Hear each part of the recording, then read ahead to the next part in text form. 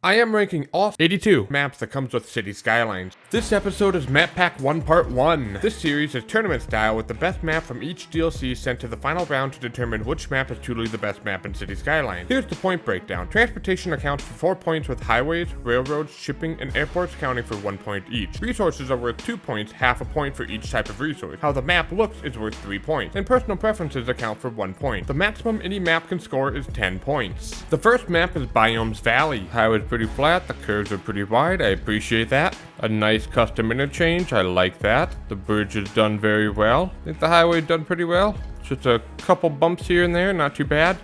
It's not perfect, but it's pretty dang close to it. Since there's no shipping routes in this map and it makes sense for it to not have any, we split the shipping route to railroad and airports to try to be as fair as possible. The railroad looks phenomenal. I don't see any major issues with it. It does get too steep here, so that's not great. But other than that, the railroad is pretty good. There's plenty of area to build an airport. That's pretty good. There is a plethora of resources available. They're all pretty close to the starting tile. This is really good for resources. I really like the look of this map. I mean, there's 2 different biome types in this map. I think that's really neat. I like how it was implemented. There's a lot of elevation differences. This map looks really good. I'm tempted to load this map and start playing it right now. The second map is Desert Pass. The highway is pretty flat. No complaints about that. A really nice custom interchange. The thing I don't like is that it's so far away from the starting tile and that there's not really another connection through here. I mean it's pretty good. The railroad just straight. That's all it is. You get it in your first tile, so that's nice. I don't know. There's not really a whole lot I can say about that. You're not going to have any trouble building an airport on this map. Well, there's a lot of resources, but there's absolutely no farming. I mean, it kind of makes sense. And I think you would find farming closer to the river. So I think it was kind of a missed opportunity. It's pretty average. I'm just not a big fan of desert maps, to be honest. Like, I know there's a good reason for them to exist, but I just don't like the look of the desert map. And I'm not really interested in playing this one because, well, I mean, I'm partially biased toward desert maps. The third map is Farmland Flats. Well, you can't mess up a flat highway.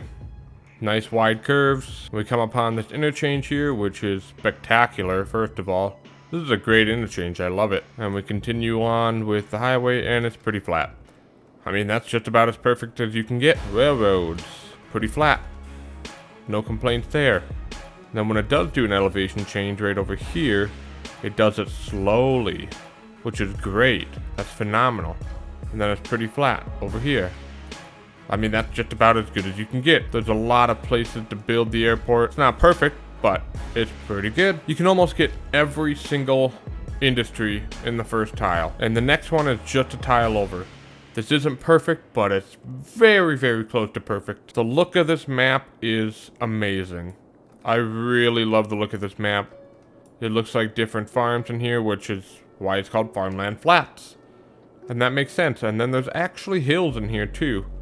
So that adds a little bit of interest to the build. This is a really good looking map, and I really, really want to play this map. I want to do a series on it, but I'm probably not going to be able to get to, but I want to. The fourth map is Meandering River. The highway's pretty good. It does go over some hills, so that's a little bit of a challenge. We do have a steep part here, and it is a little steep in some parts, so that isn't great. This one's a little bit more bumpier than the rest of the map pack ones.